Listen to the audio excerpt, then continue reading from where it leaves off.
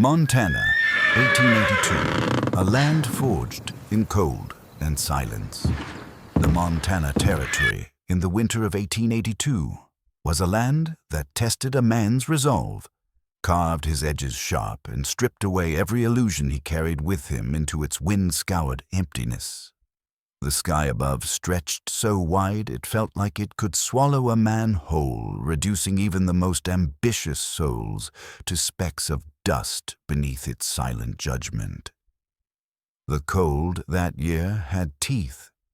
It bit through wool, through leather, through bone, and then settled into the marrow like it intended to stay. It wasn't a cold you escaped. It was a cold you had to learn to live with or die trying. The rivers froze into thick glass ribbons. The pines cracked like gunfire in the night, and the only sound that carried in the wind was the lonely howl of wolves that seemed to mock every sign of man's defiance.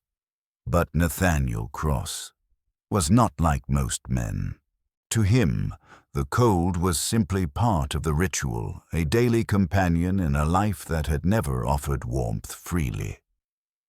The Triple Crown Ranch, his empire of dirt, iron, and will, sprawled across the valley like a kingdom chiseled out of God's own reluctance. It had not come to him easily.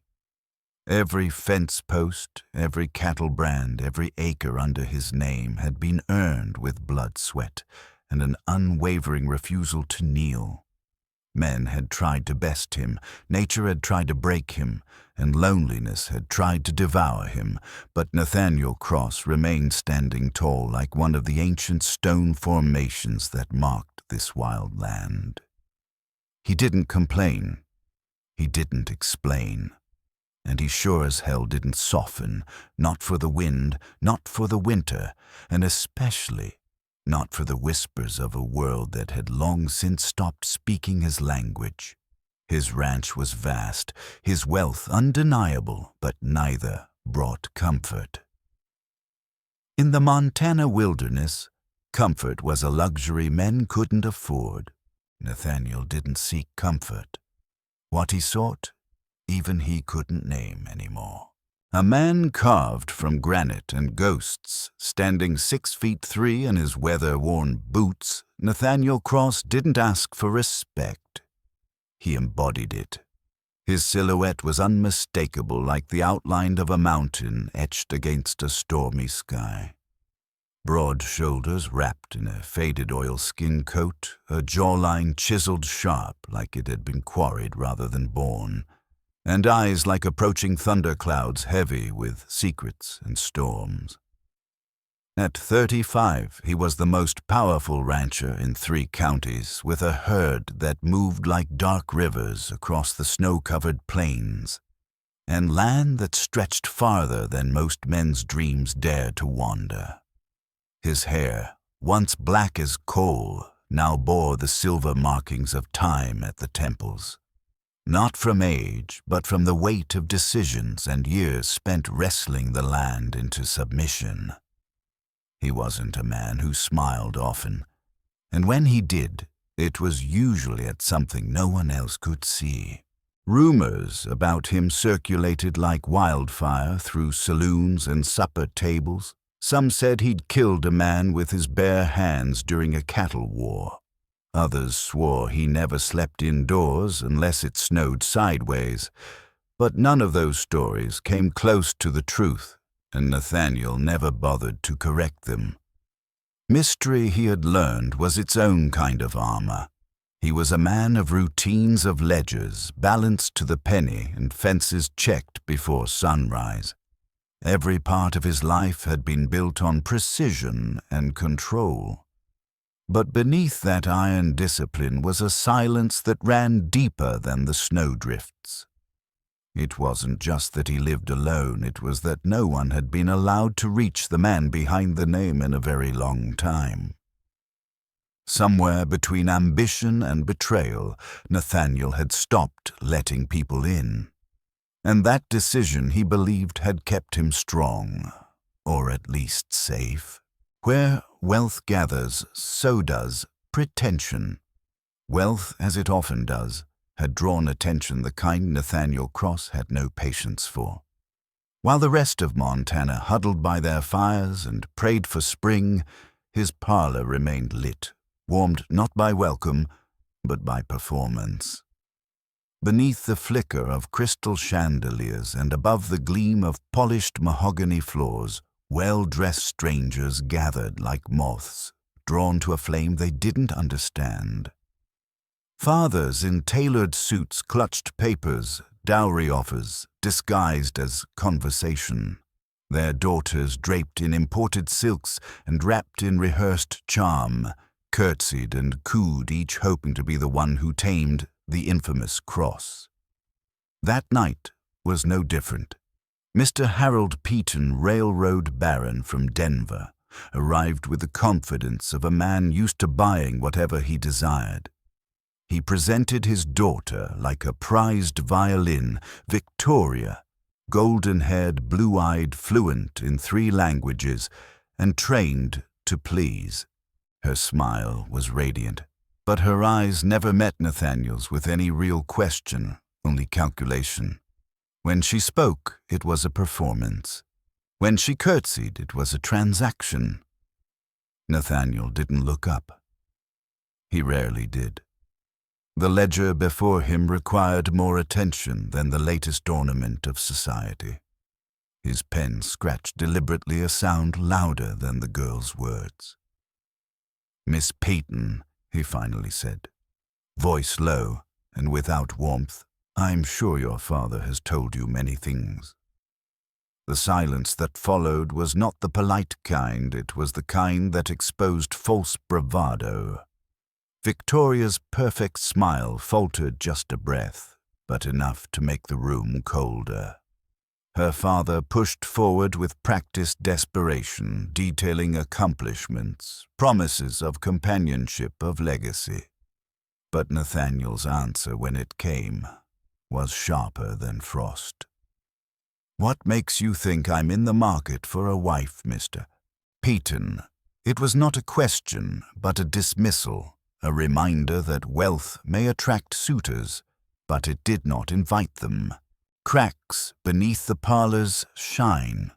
Mr. Peyton's jaw clenched at the response, the muscle twitching just beneath the edge of his well-trimmed beard. He was a man who rarely heard no, and certainly not in front of his daughter. Victoria, for all her poise, could not hide the flush creeping up her pale neck.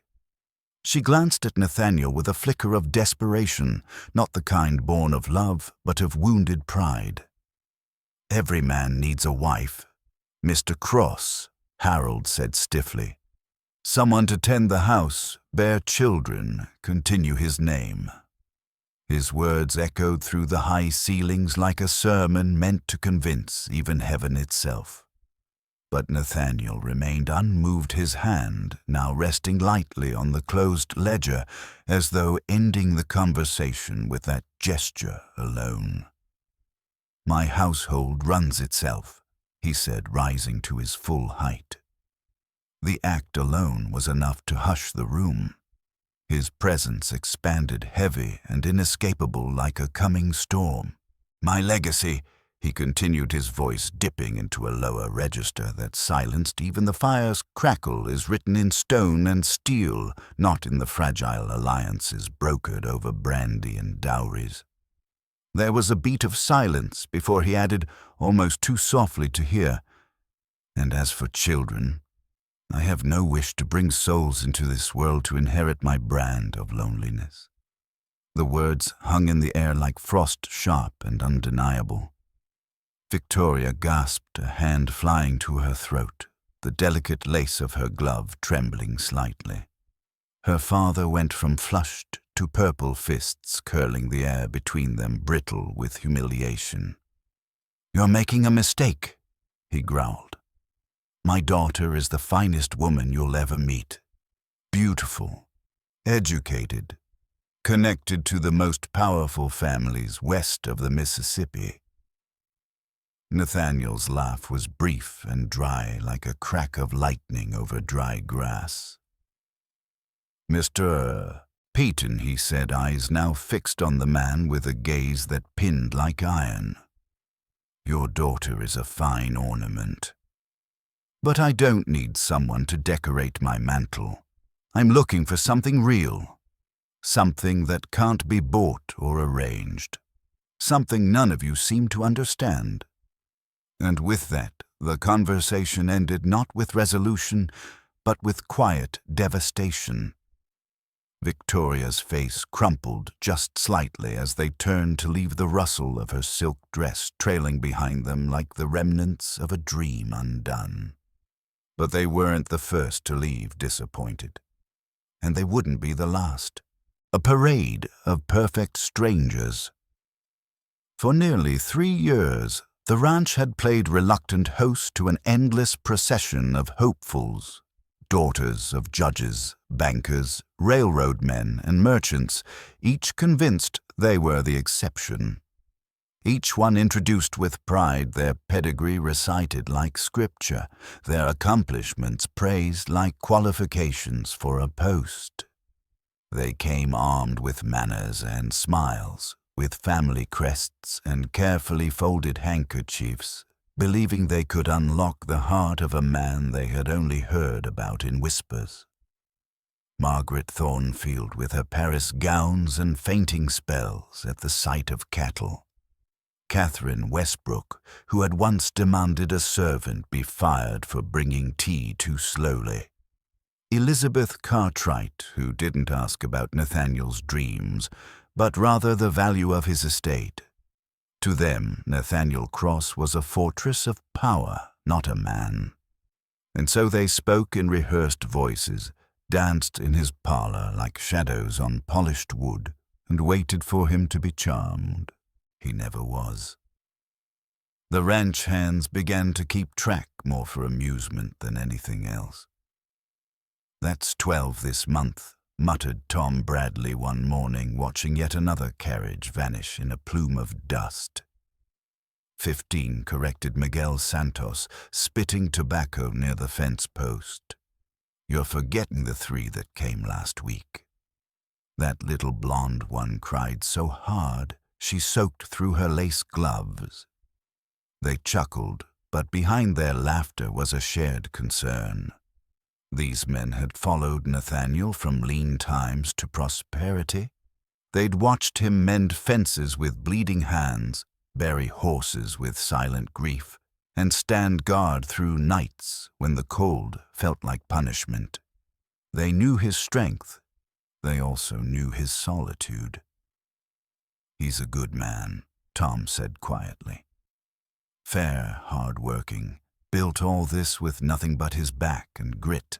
But something's eating him, deeper than not wanting a wife." Miguel nodded. "My Maria says a man can have all the land in the world and still starve if there's no one to talk to at supper." His words were soft, almost reluctant.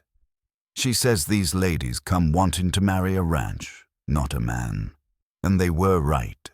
Every woman who crossed the Triple Crown threshold saw the legacy, the name, the legend. But not one of them saw Nathaniel, the man carved by storms, silence, and sacrifice. They saw power, not the pain beneath it, the weight beneath the wealth. What those women failed to see, what perhaps no one truly saw, were the scars that didn't show beneath the crisp shirts and polished boots. They didn't know about the nights Nathaniel spent outside, long after the men had gone to bed, staring out across the moonlit range with a gaze so distant it looked like he was searching for something not yet born. They didn't hear the silence in his voice when he spoke of cattle yields or land expansion, as if he had learned to speak in numbers to avoid speaking in truth. They didn't see the boy who had arrived in Montana with nothing but a dream stitched into a coat that was too thin for winter. The young man who slept beside his herd in the dead of night to keep them safe, who cut his hands raw building fences that would outlast him, who lost more friends than he could bury to accidents, weather, or whiskey. What they saw was a myth. Nathaniel Cross, the Titan of the Triple Crown, master of land and beast. But they didn't see the cost. Not in muscle, not in money, in memory, in marrow. He had taught himself to keep people at a distance, not out of pride, but necessity. The kind of isolation he carried wasn't chosen, it was inherited from betrayal, from abandonment, from the ache of giving too much and being left with nothing. He had built a fortress around his heart, not to keep others out, but to keep himself in. Contained, controlled. And yet there remained, deep within a flicker, a whisper that surfaced in the quiet hours before dawn when the world was made of frost and stillness. A voice that dared to hope, faint, almost pathetic in its persistence, that maybe somewhere beyond the hills someone might exist who didn't want the land or the name or the legend. Someone who simply wanted him. He never said it aloud, never even let the thought finish forming in his mind. But it was there, and each time the snow fell fresh and clean and full of possibility, he found himself watching the horizon just in case someone unexpected might appear on the road. Someone who didn't come in a carriage, someone who didn't come to claim, but to see. A whisper before the dawn. As the long Montana winter deepened, so too did the silence within the walls of the Triple Crown Ranch. The days were filled with motion chores, ledgers, decisions, but the nights belonged to stillness. Nathaniel Cross, despite all his iron will and success, found himself haunted by the hush. It was not the comforting quiet of peace, but the hollow kind that amplified every unspoken longing, every regret left buried too deep for words. Each morning he woke before the sun. Not because he had to, his men were more than capable, but because routine had become a ritual of survival. In the pre-dawn hush, there were no expectations, no knock at the door, no parade of silk and perfume. Just the wind whistling through pine and the smell of brewing coffee in his cast-iron pot. Coffee so bitter it bit back. But Nathaniel welcomed it. Pain even in a cup was honest. The fire in the hearth still burned from the night before, casting shadows that danced across the stone like flickers of memory. He sat at the kitchen table with his coffee staring into the dark. And in those moments, he allowed himself to wonder, what if someone existed who didn't flinch at his scars, who didn't come to tame the rancher, but to understand the man? The thought was always fleeting, chased off by cynicism and the memory of Catherine Farweather's eyes, so full of apologies yet empty of love.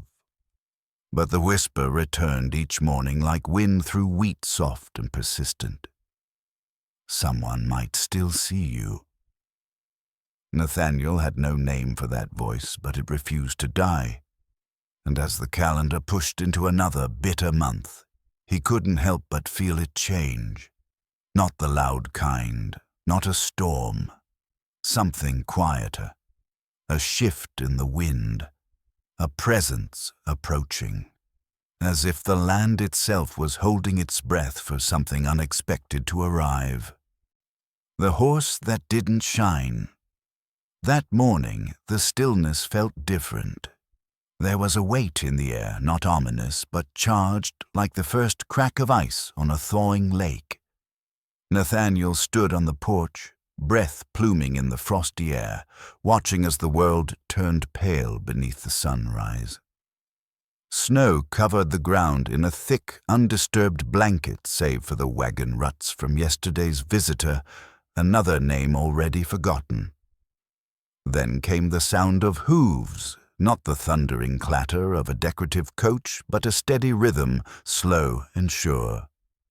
Nathaniel squinted against the rising light, a single rider, a paint horse, modest in build, sturdy and clean but clearly not bred for show.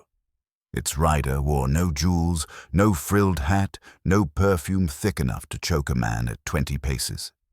Instead, a figure in a coat worn with use but clean hat, pulled low, riding as though she belonged in the saddle, not posing for attention, but moving with purpose. The horse reached the gate and stopped. The rider dismounted in one fluid movement, tied the reins with practiced ease, and stood still for a moment as if gathering herself. Nathaniel didn't move. He watched from the porch, arms crossed the cold, forgotten. Then she walked toward him. There was no dramatic approach, no fluttering hands or giggles, just the sound of boots crunching snow. As she neared the steps, Nathaniel realized she was a woman, but not like the others. She was younger than he expected, perhaps 25, but carried herself with a composure that couldn't be taught in finishing school. Her face bore the touch of wind and sun, and though her features weren't the kind that inspired poetry, they held something rarer, truth. Her brown eyes met his steadily, without artifice or fear. "Mr. Cross," she said, her voice low but clear, "my name is Sarah Mitchell. I've come to speak with you if you have a moment." An honesty that disarmed. For the briefest moment, Nathaniel said nothing. He had grown so used to flattery cloaked as conversation to women reciting lines like actors on a stage that her simple words left him off balance. No praise, no pretense, just a request. "Miss Mitchell," he replied, voice even but heavy with old armor, "I assume you know why most women come to call on me." Her lips curled, not in flirtation but in recognition. "I imagine they come hoping to marry you," she said with a small shrug. "But that's not why I'm here." The words hit him like a blow, not physically, but in the deep part of him that had grown numb. 3 years. Dozens of women, and not one had begun a conversation like that. No declarations of admiration, no appeals to duty or legacy. Just honesty. "Then why are you here?" he asked, the edge of his voice sharpening more from reflex than suspicion. Sarah looked up at him. There was no fear in her eyes, only gravity. "Because I've heard things about you, Mr. Cross, and I think you might understand what it means to be truly alone." The air between them thickened as if her words had stirred something buried too long. Nathaniel felt his posture shift, not in surrender but in a tension. There was no performance here, no manipulation, only a woman offering something far more dangerous than affection recognition. He studied her face, searching for the trick, but it wasn't there. No lace, no perfume, no agenda. Just a human being who seemed to see straight through the layers he had spent a lifetime building. "And what makes you think," he asked quietly, "now that I'd be interested in discussing such things with a stranger?" Her smile deepened, faint and steady. "Because, Mr. Cross, I don't think you've met a stranger in a very long time who wasn't trying to take something from you. A conversation that shattered the rules." Nathaniel didn't respond right away. Something inside him shifted, not enough to show on his face, but enough to throw off the rhythm of his thoughts. He had spent years refining his ability to detect performance, the lifted eyebrow, the slight tilt of the chin, the musical cadence of flattery. But this woman, Sarah Mitchell. She wasn't performing, she was observing, listening, speaking plainly. It disarmed him more than any act of seduction ever had. "You're not like the others," he said finally, his voice low, more to himself than to her. "They arrive dressed for photographs and leave like wilted flowers. You walk up to my door like you belong here." Sarah gave a soft chuckle, not mocking but almost shy. "I don't know that I belong anywhere," she replied. But I didn't come here to impress you, Mr. Cross. I came because I've known a particular kind of loneliness, and from what I've heard, you might have too." Nathaniel's hand tightened around the porch rail. He should have sent her away, should have used one of the dozens of lines he'd perfected to cut short a conversation. But he didn't. Instead, he stood there still and silent, watching her in the golden edge of morning light, her coat still dusted with snow, her boots damp at the hem. "You talk like you've already seen through me," he said finally. "No," she said simply. "I talk like I've seen behind a similar door." That struck him deep and sharp. Most people, when they tried to connect, reached for the pieces they could name. Shared interests, social standing, family ties. But Sarah hadn't reached for anything familiar. She had reached for something buried, something he himself had tried to kill off in long winters and long silences. And what's more, she wasn't demanding access to it. She wasn't even asking. She was just acknowledging it, like someone who recognized a scar and knew better than to press. It wasn't her words that shook him. It was her presence, unhurried, unthreatening, honest.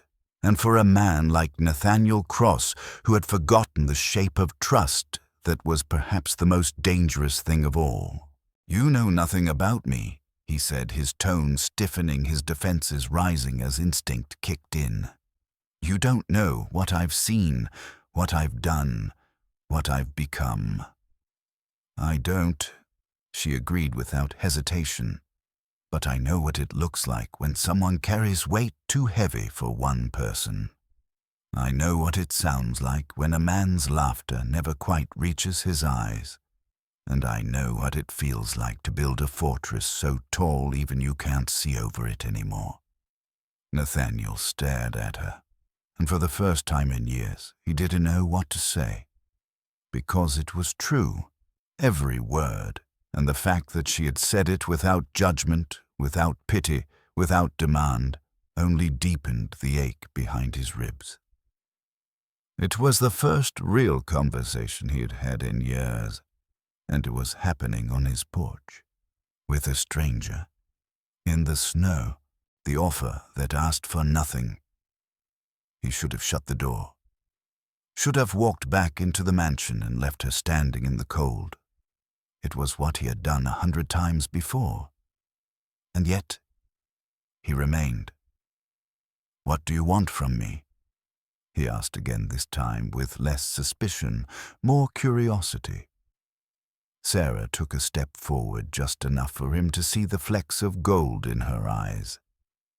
"I want to tell you a story," she said. "One about a woman who lost everything she thought mattered and who found, when it was nearly too late, that sometimes you have to be broken to discover what you're made of." Nathaniel's breath caught slightly. He didn't move. "My story," she added, voice softer now. "And maybe if you're willing to listen, you might tell me yours. Not because I need anything from it. Not because I think you owe me anything. Just because sometimes the weight is lighter when it's shared." Nathaniel didn't realize he'd been holding his breath until he let it out in a long, slow exhale.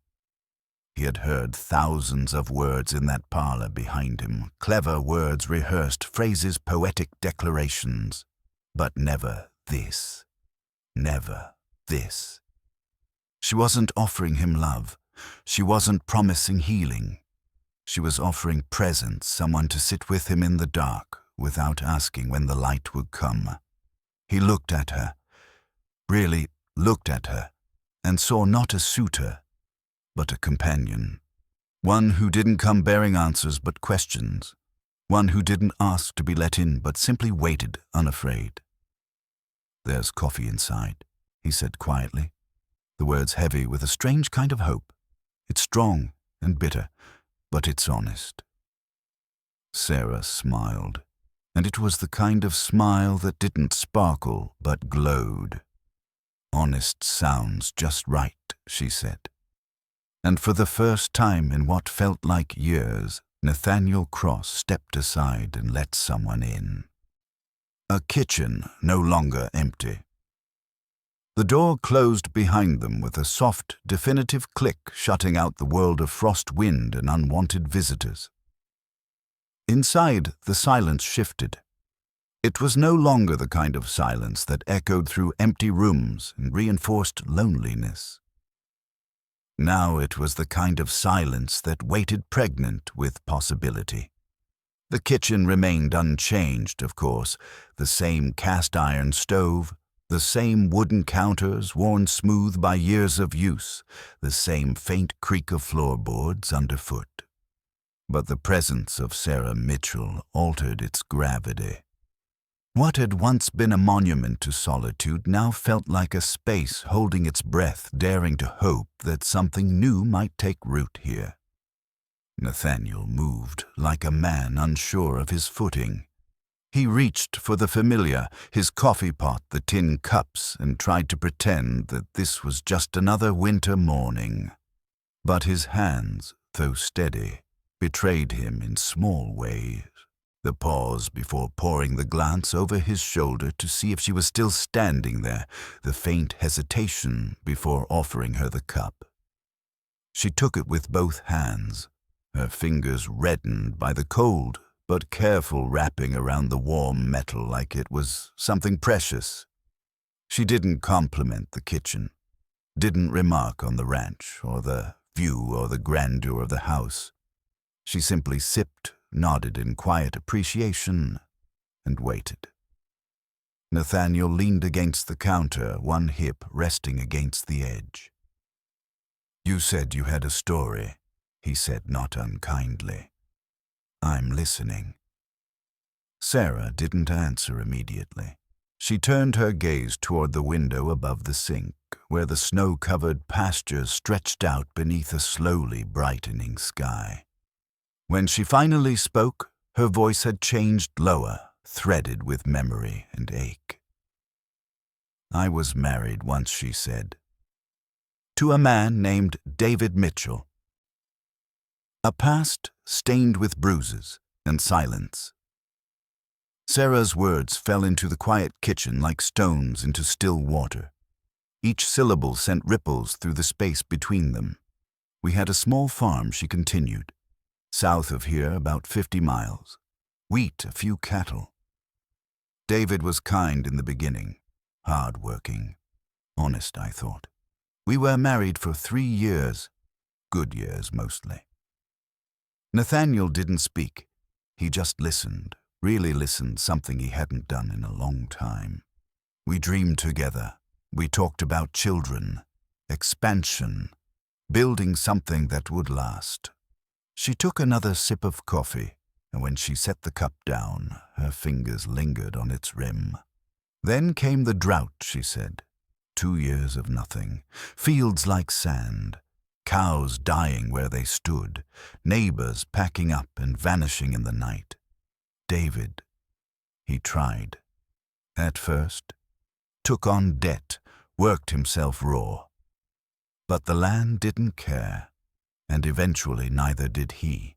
Her voice grew quieter, as if the telling itself was costing her something. He started drinking, started blaming me. Said if I'd given him sons, if I'd been stronger, maybe we could have survived. He said I was cursed. Nathaniel felt something heavy rise in his chest, a protective fury, sharp and instinctual. "When he drank, he changed," Sarah said. "Said things I can't forget. Did things that don't fade." She rolled up her sleeve, revealing a faded scar that traveled the length of her forearm. Broken bottle. He threw it at me. Said he'd make sure I paid for ruining his life. Nathaniel's hand tightened around his cup. His jaw clenched. "Where is he now?" Dead, Sarah answered. "Fell off his horse one night coming home drunk. Broke his neck in a ditch." She said it with no triumph, no bitterness, just fact. A page turned in a book long overdue for closing. I stayed on that farm 2 more years after he died, she added, trying to prove something to myself, to ghosts. I nearly starved that last winter. Burned furniture for heat. Wouldn't ask for help. Thought maybe I deserved to be alone. And then she looked up at Nathaniel, her eyes unwavering. That's when I learned that loneliness isn't just about being by yourself. It's about believing you deserve it. The day everything changed.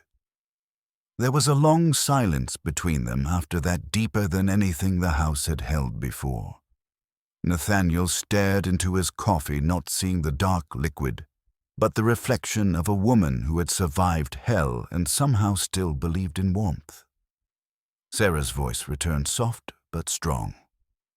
I collapsed in the barn. 3 days without food. Too weak to chop wood. That's how Mrs. Patterson found me. My neighbor. She was near 80, half blind but mean as a snake. She dragged me into her house, fed me soup, cursed me for being proud, then told me the truth. What truth? Nathaniel asked, his voice hoarse. That I wasn't honoring my husband's memory by dying slow. I was just letting his poison finish the job. Those words stayed with him long after they left her lips. She helped me sell the land, helped me start over, told me something I didn't understand at the time. Sarah looked at him now, gaze steady and unwavering. She said, sometimes healing doesn't mean putting the pieces back where they were. It means building something new from the broken parts. Nathaniel felt that truth land in his chest like a falling beam. He didn't speak, didn't need to. I work for a family now, Sarah continued.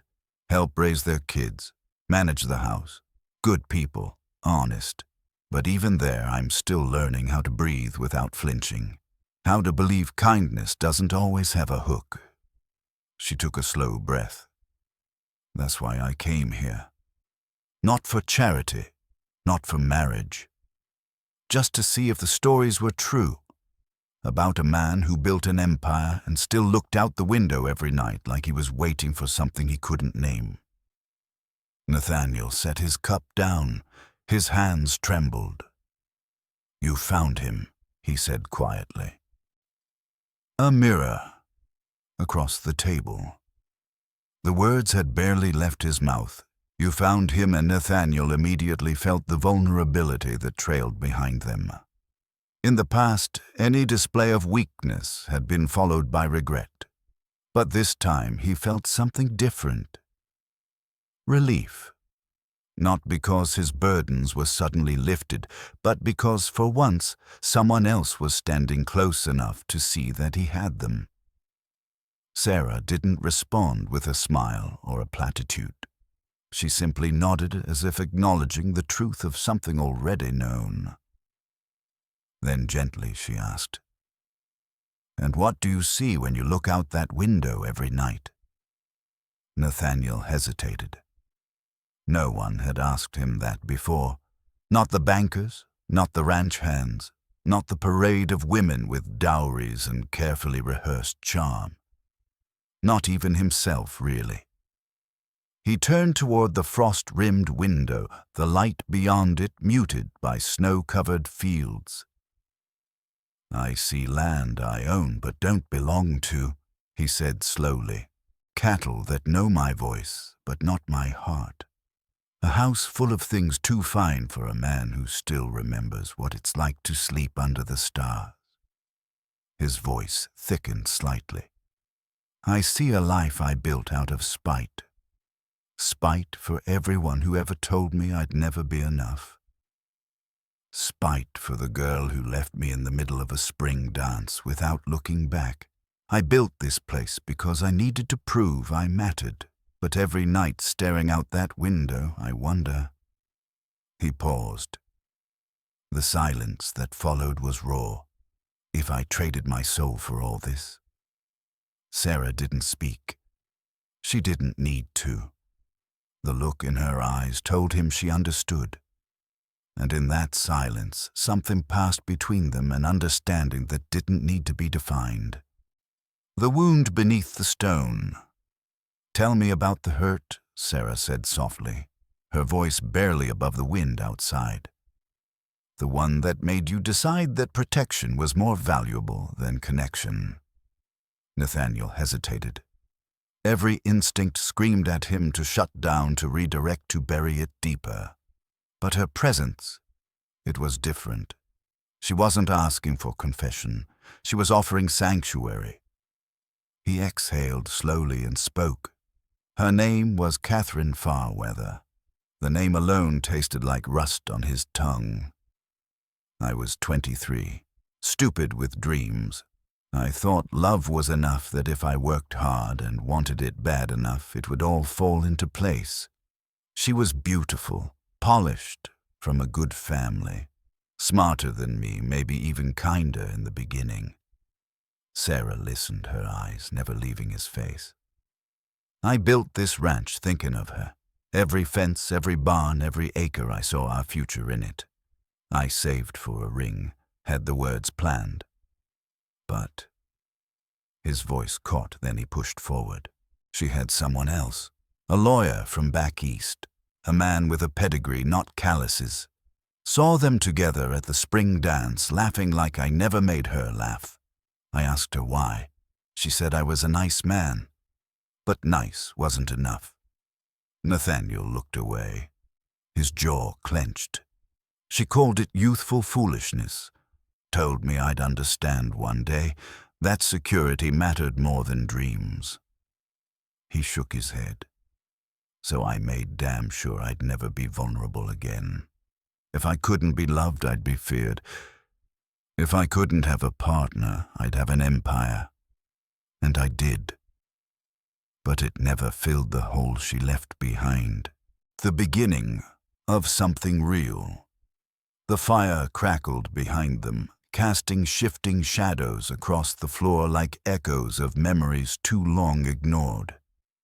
Sarah sat quietly, hands wrapped around her cup, absorbing the weight of his story without flinching.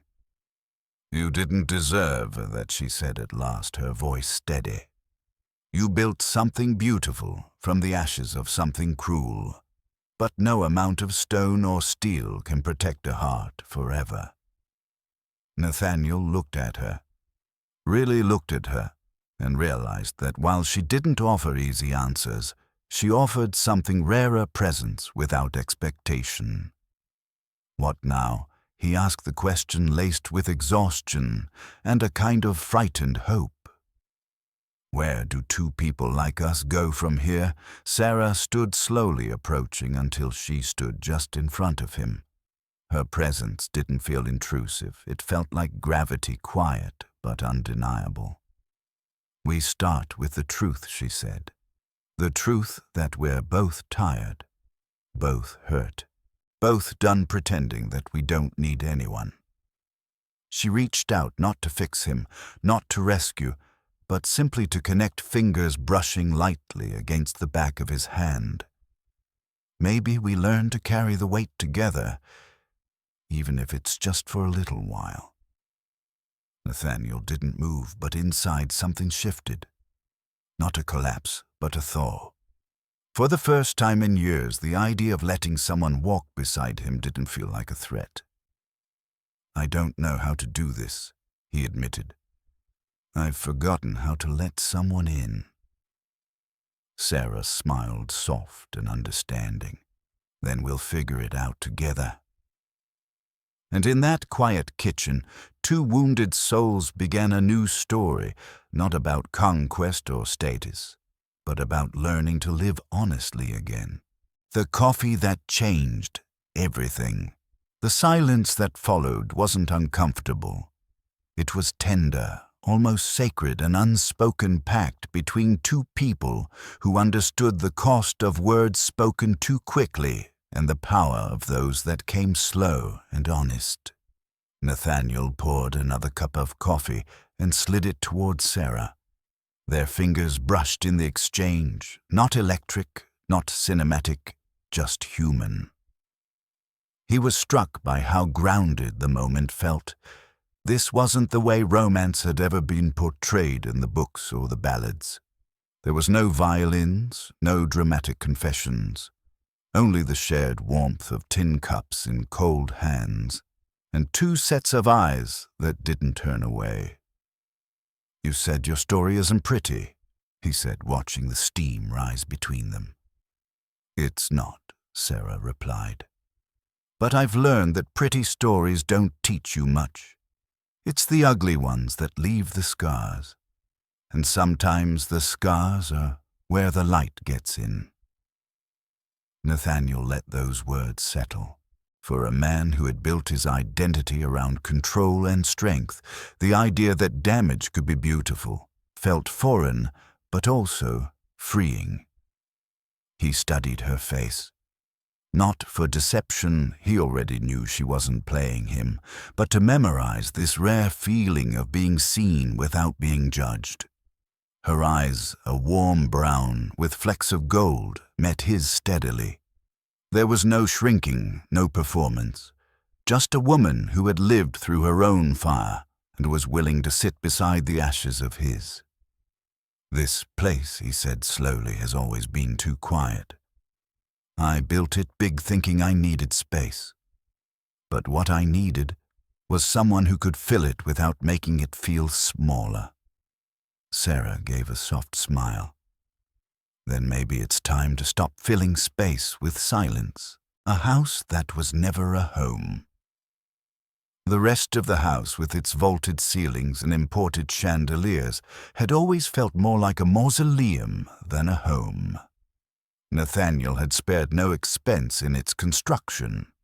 Mahogany panels, carved banisters, velvet curtains, each chosen by the catalogue, each intended to prove something. But walking through it now with Sarah beside him, he realized just how hollow it all felt. "It's beautiful," she said, trailing her fingers across the frame of a painting. "And empty," he replied, not bitterly, just honestly. They moved from room to room in quiet steps. The dining room that had never hosted a family meal. The parlor that had seen dozens of perfumed suitors and exactly 0 real conversations. The study lined with ledgers and untouched books. Nathaniel saw it all now through her presence, a mirror held gently up to his life. "I always thought if I built it big enough, loud enough, fine enough, people would respect me, maybe even love me," he confessed. Sarah stopped beside a wide-arched window that looked out over the frozen range. "Respect built on fear is as lonely as silence," she said. "And love can't grow where there's no place to rest." Her words weren't accusations. They were invitations. Nathaniel nodded. "I've lived among ghosts. Catherine's memory. My own failures. I see now none of them ever asked me to heal. I chose to carry them, and now she asked." He looked at her. "Now I think I'm ready to set some of them down." The quiet courage to begin. Again, later that evening, they sat by the fire in the small den Nathaniel rarely used. It was the only room in the house that felt human wooden beams low enough to feel sheltering a small bookcase filled with volume worn by time and weather, a chair that creaked in a familiar way. Sarah curled her fingers around a warm mug and looked into the flames. "You know," she said, "I used to think survival was the end goal. Just making it through each day. But now I think survival is only the beginning. What comes after is the hard part." "What's that?" Nathaniel asked. "Learning to live again." He nodded slowly. "I've forgotten what that feels like." "Well," she said, looking at him now, not with pity but with patience, "then maybe we can learn together." The simplicity of her words hit harder than any declaration. He didn't need saving. She wasn't offering that. She was offering presence, witness, the quiet courage to sit with him in the ruins of his own making and help him build something better, not despite the past, but because of it. "You don't know what you're agreeing to," he warned her. Sarah's expression didn't change. "Neither do you, but I think it's worth finding out." Outside, the wind whispered across the snow, and the house stood quiet, not empty, but still. The kind of stillness that signals peace, not absence. A chapter hadn't closed.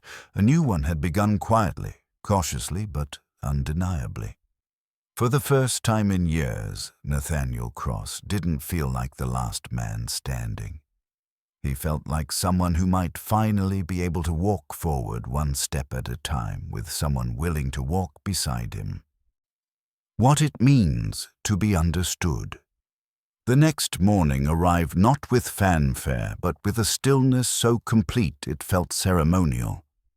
The snow outside lay undisturbed, glowing faintly under a sky the color of pearl.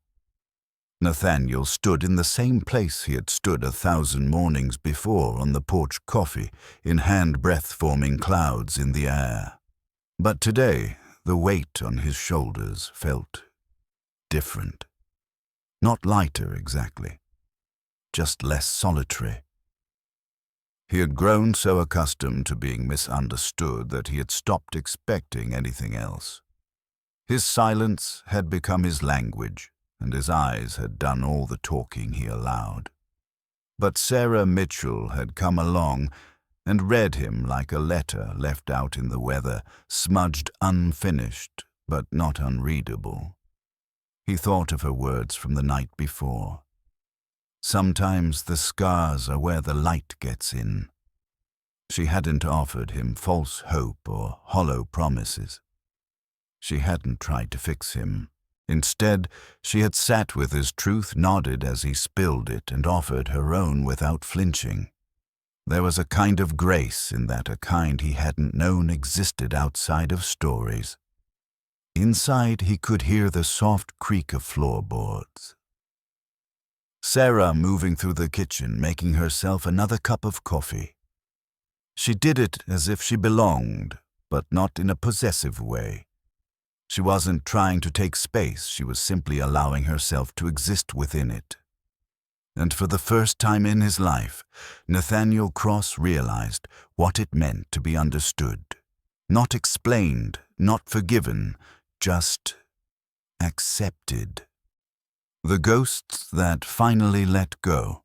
Later that afternoon, they walked together down to the south pasture. The snow came up past their boots, but they didn't hurry. They moved in that easy rhythm that comes not from long acquaintance, but from shared experience, the kind of familiarity born of survival rather than time. The wind was gentle, brushing over the fields like a mother smoothing the hair of a sleeping child. Nathaniel hadn't walked this far from the main house in weeks. The pasture was where he had buried his first horse, where he'd once sat for hours after receiving news of his mother's passing. It was the part of the ranch he never showed to anyone. But Sarah was different. He didn't have to explain why they were walking here. She seemed to understand it wasn't about showing her land. It was about showing her where the ghosts lived. "This is where I come to talk to the ones I've lost," he said quietly. Sarah looked out at the snow-covered fence line. "Do they answer? Not in words," he said, "but sometimes in feeling." She nodded as if she knew exactly what he meant. They stood in silence for a while, not in grief, but in remembrance. Nathaniel felt something loosen in his chest, some knot of guilt or longing or resentment that had been there so long he'd stopped noticing it. Sarah didn't try to soothe it away. She simply stood beside him, present. And in that stillness, the ghosts he had carried began for the first time to feel like they were ready to rest, a different kind of warmth. That evening, back in the kitchen, the fire burned low but steady. It didn't need to roar. Its warmth reached out like a quiet promise. "You are no longer alone." They didn't speak much as the light faded from the windows. Nathaniel made stew. Sarah peeled potatoes. The small clinks and scrapes of shared work filled the space like the hum of an old hymn, wordless but full of meaning. He found himself watching her more than once, not out of suspicion, but wonder. How someone so small, so quiet, could hold so much gravity. She didn't try to fill the silence with noise. She didn't press with questions or demand to be seen. And yet she was seen, clearly, as if her truth spoke louder than any gesture. When they finally sat down to eat, Nathaniel raised his spoon and paused. "To the ones we lost," he said. Sarah met his gaze. "And the selves we almost did." They ate in comfortable quiet, punctuated by the occasional smile, the soft clink of tin on ceramic. And though neither of them said it out loud, the air between them had changed. This wasn't the beginning of a love story in the way society expected. It was something deeper, a beginning of belonging, the first steps in a new kind of life forged not in romance, but in realness. A life where healing didn't mean forgetting, but remembering differently. And in that moment, as the fire warmed the walls and the snow whispered against the windows, Nathaniel Cross knew he didn't need to be saved. He only needed someone who wouldn't leave when he set his truth on the table. And for the first time, someone had stayed.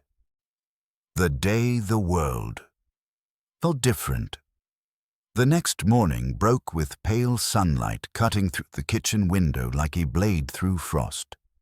The familiar smell of strong coffee drifted through the house, but it mingled with something new, something almost unnameable. It wasn't perfume. It wasn't food. It was presence. Lingered presence. Sarah was already awake, seated at the small kitchen table with her boots still damp from the snow. She held her coffee with both hands, but she wasn't drinking it yet. She was watching the fire like it had told her a secret she hadn't quite finished deciphering. Nathaniel stood in the doorway for a moment, just watching her. For years, he had imagined what it would be like to share space with someone who didn't want to escape him, tame him, or mold him into something more palatable. But never in those imaginings had he pictured someone like her. Someone who didn't try to fill the silence, but simply lived inside it with grace. He crossed the room, slowly poured himself a cup, and sat across from her. "You ever notice," he said, his voice gravel, low from sleep and time, how quiet mornings don't feel as heavy when there's someone else breathing in the room? Sarah smiled faintly, still watching the flames. Because silence shared is different than silence alone. He nodded, thinking about all the years he'd spent trying to fill silence with noise, livestock, ledger, books, suitors. But nothing had ever softened it like this. Not until now. A future, not yet named. After breakfast, they stepped outside. The snow had settled into soft hills, the air crisp but no longer biting. The ranch was still just the gentle lowing of cattle in the distance, the crunch of their boots in the packed drifts, and the occasional clatter of wind through the trees. Everything else waited. They walked without a destination, past the bunkhouse, past the stables, and out toward the edge of the property, where a lone tree stood tall and gnarled its branches, bare but not dead. Nathaniel paused there, resting a hand against its trunk. "This tree's been here longer than the ranch," he said. "Storms tried to take it 12 times. Lightning once, lost half its limbs. But it held." Sarah reached out, placing her hand beside his. "Still standing," she said softly. He turned toward her. "Like us." A long moment passed. It didn't need to be filled. "I've never asked anyone to stay." he said. Not really. Sarah didn't answer right away. She looked out across the land, then back at him. That's because asking means risking a no, and you've had enough of those to last a lifetime. He looked down, then up again. What if I don't know how to be with someone? Not the way it's supposed to look. Good, she said, stepping closer. Because I'm not here to play a part either. I'm not a wife in waiting. I'm not looking to be saved or to fix you. I'm just tired of carrying my story alone. They stood there in the snow, both of them framed by loss and strength, fear and bravery. Neither made promises. Neither needed to. But in that silence, something like a future took root. What remains? After the storm. That evening the house felt different, not rearranged, not transformed, just softened. The lamp in the kitchen cast a golden circle of light. The fire hummed gently in the hearth. Nathaniel stood in the doorway of the den, watching Sarah as she traced her fingers along the spines of the books in his shelves. She stopped at one, an old poetry collection, leather-bound and weathered. "You read these?" she asked. "Used to," he said. Stopped when I realized no one would hear the words but me. She opened it gently, careful not to crack the spine. Maybe some things are worth saying even if no one listens. He stepped forward. "Would you read something?" Sarah looked up surprised. Then she nodded, flipping until she found a page. Her voice, quiet and unadorned, filled the room like a breeze through open windows. The words weren't perfect. The poem wasn't famous. But Nathaniel stood still, letting the rhythm wash over him. And something in his chest, something long frozen and sealed, began to shift again. When she finished, she looked at him. "You okay?" He didn't answer right away. "Then I think so. I forgot what it felt like to be spoken to without being expected to reply." She smiled, closed the book, and returned it to the shelf. "You don't owe me anything," she said. "Not conversation, not your past. Just keep the door unlocked. That's enough." Nathaniel nodded. He didn't know what came next. He didn't know how this unfolded or what name to give what was growing between them. But for the first time in years, he didn't feel the need to control it. He simply allowed it to be. The kind of music, silence. Makes that night the ranch slept beneath a full moon. Snow shimmered like powdered silver under the soft light, the wind murmuring through the eaves with the hush of a lullaby. Inside the house, the fire had burned down to coals, casting a dim glow over the wooden floor. Nathaniel couldn't sleep. He found himself in the kitchen again, not out of restlessness, but ritual. Old habits died slowly, even in the presence of something new. He poured himself a small cup of coffee, half full more for the warmth than the taste, and leaned against the counter. Across the room, Sarah sat quietly in the chair nearest the fire, a blanket over her legs. Her eyes closed, but not asleep. The firelight danced along her face, softening the lines of weariness carved by years of surviving alone. She looked peaceful. Not happy, exactly, but safe. That was rarer. "You ever think silence might be a kind of music?" he asked suddenly. Her eyes opened. She didn't look startled, just curious. "I think it depends who's sitting in it with you," she said. Nathaniel nodded slowly. "With most folks, silence just makes the room louder. But with you, it feels like something's being said even when nothing's spoken." Sarah smiled. "That's what it means to be known, Nathaniel. It's not about speaking, it's about being." He set the cup down, the heat from the stove, the warmth of the fire, the steady presence of someone who expected nothing. It all worked like balm on old wounds. Wounds that weren't gone but no longer demanded to be hidden. Outside, a snowflake tapped against the window pane as if to say, "This is what quiet redemption sounds like." The room that finally felt like home. The following morning, Nathaniel woke before the sun as he always did, but the feeling was different. For the first time in years, he didn't wake with dread or the weight of unfinished duty. He woke with awareness, with breath. He dressed quietly, boot-scuffed flannel shirt soft from age. The same clothes as always. But when he looked in the mirror, he saw something unfamiliar softness in the eyes.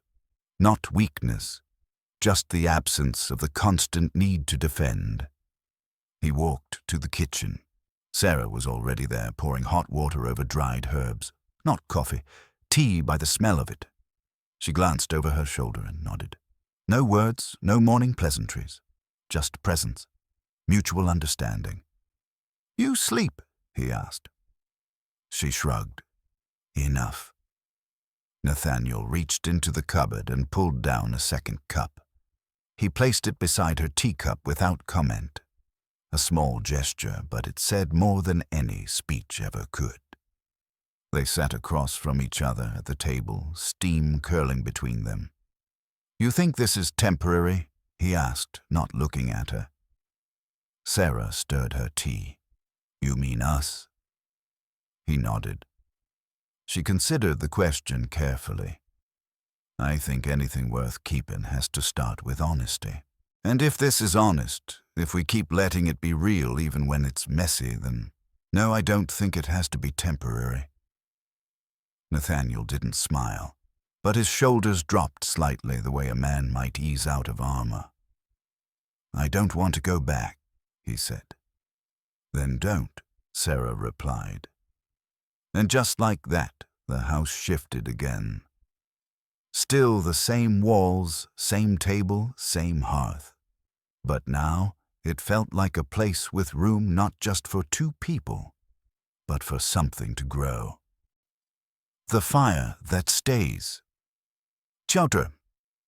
As the weeks turned to months, the ranch changed quietly, imperceptibly. The cattle still needed tending. The fences still broke in storms. The snow still came. But there was a rhythm now steadier, fuller. Nathaniel still rose before dawn. Still stood at the window some mornings, coffee in hand, watching the light spill across his land like a slow-moving blessing. But he no longer watched for something missing. He watched with gratitude for what had arrived. Sarah didn't move in, not officially. There were no labels, no ceremony. But her presence lingered. A coat on the hook, a tin of tea on the shelf, a pair of worn boots beside his own. And more than that, there was conversation. Not the kind that needed fixing, the kind that shared. About loss, about rebuilding, about hope not as a dream, but as a daily decision. One evening as spring arrived and the snow gave way to damp earth and tentative grass, Nathaniel looked out the window and saw something he hadn't seen in years. Color.